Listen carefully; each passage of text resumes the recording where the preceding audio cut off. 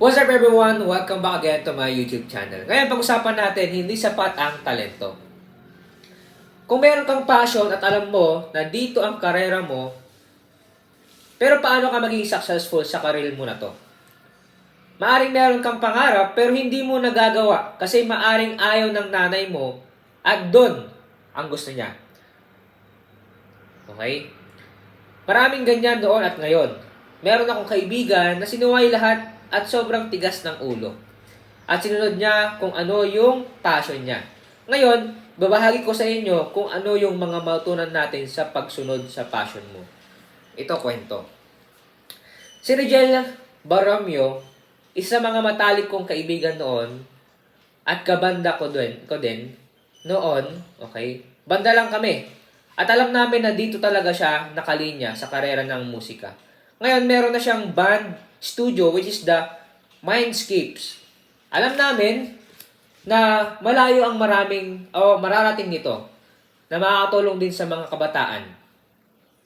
At karera, at in the future may sariling recording studio na siya. Pero bago niya narating to, may mga pinagdaanan din naman siya na siyang pag-uusapan natin na kapupulutan ng aral. Nung college, pinush ko na matapos yung Conservatory of Music sa UST. Pero hindi ko din natapos kasi hindi ko in-expect na mahirap pala siya. Akala ko nung una porket mahilig at gusto ko ang music, madali na sa akin. Pero hindi kasi more in classical siya. Kaya hindi ko natapos. Nung nahirapan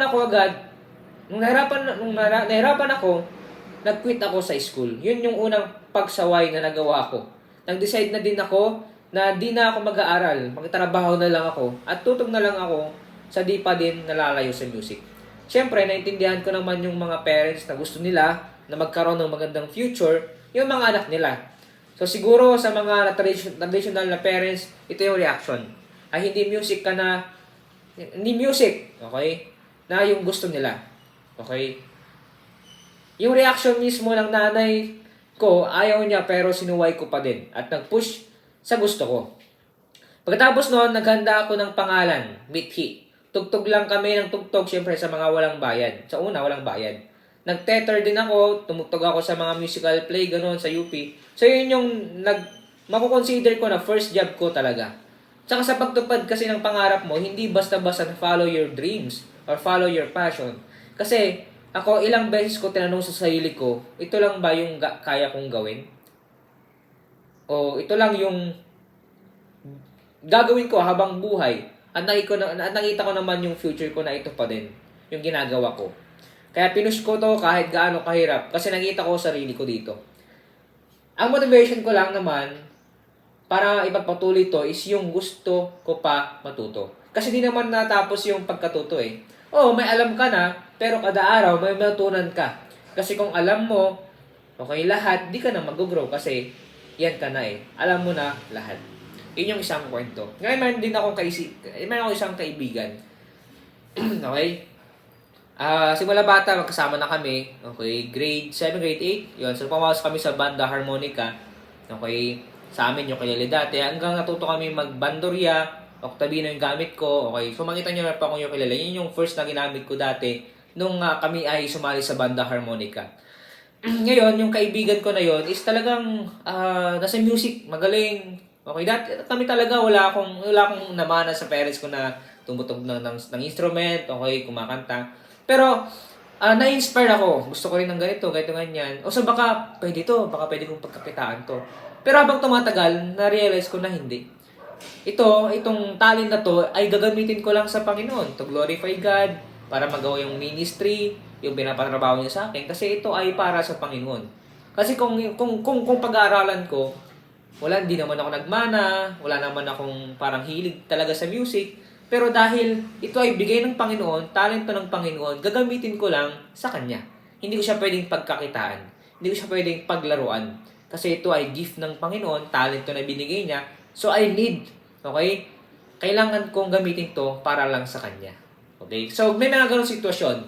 Pwede ko bang inegosyo or everything? So, it depends na yan. It's between you and God. Okay? Yung kaibigan ko ngayon, galing na magpiano. Kasi para sa kanya talaga yun.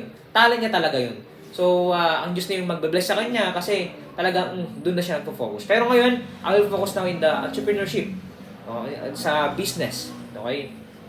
So, yun naman yung kwento ko. Sa kwento ng kaibigan ko, makita natin na kahit passion niya yung sinunod niya, di talaga ganun kadali. Pero kung yan talaga ang heart desire mo, ang passion mo, ayan talaga. At wala ka nang makikita na ibang gagawin, push mo na lang yan. Follow your dreams, your passion, trabahuin lang hanggang sa maging successful ka. Tulad din ng lagi kong sinasabi, huwag tayong makakalimot sa Panginoon. Na siyang nagbibigay lahat ng talents, knowledge, dahil bibigyan niya yung tagumpay. Okay, siya rin nagbibigay basta ipakita lang natin na deserving tayo sa pagpapala niya. Lahat, okay? Yung kaibigan ko, talagang doon na siya. Okay, ngayon, dahil binigay lang sa akin ng Panginoon yon para gamitin sa kanya, sa ministry niya, doon ko lang din gagamitin. Kaya, kung ikaw, okay, kailangan natin na sumunod. Okay? Kung ano yung heart desire mo talaga. Okay? Hindi lahat ng talent na binibigay sa'yo ay pwede mong yun talaga habang buhay. Okay? Talagang ang Diyos papadaanin ka doon para makita mo kung saan ka talaga. Kaya mahirap. Okay? Kung kabataan ka ngayon, kailangan mo munang mag-explore. Ako, nag-explore ako. Nag-financial advisor ako. Okay? Na masukan ako as a barista, printing, sa printing shop. Nag-explore ako hanggang nakita ko kung saan talaga ako. Saan talaga ako gagamitin ng Panginoon na merong impact para mag-glorify siya at the same time para makatulong sa ibang tao. Dahil itong buhay natin kung walang purpose, pangit. Okay? Huwag na lang tayong mabuhay. Okay? Kaya hindi sapat ang talento. Okay? At the same time, habang tumatagal, ibibigay sa atin ng Panginoon kung saan ba talaga tayo. Saan ba talaga tayo gagamitin ng Panginoon. Basta, lagi lang tayong mag-pray sa Kanya. At huwag natin kakalimutan ng Panginoon sa buhay natin, ha? Dahil kung walang Diyos sa buhay natin, miserable ang mangyayari sa buhay natin. Okay? May time na paulit-ulit tayong makulit, pero andyan pa rin Panginoon na mapangmahal at siya ang magbibigay ng blessing at true success at makapag-inspire tayo sa ibang tao. Siyempre, kapag nagkaroon tayo ng achievement, laging ibabalik natin yung kaparehan sa Panginoon. Kaya salamat po. At nawa, naging blessing ang video na to. May madami pa tayong lalabas na vlog, video, story. Kaya abangan nyo po dahil pa-excite yung ating mga vlog or video. Salamat po at dito po muna tayo. Okay, see you on my next vlog. God bless.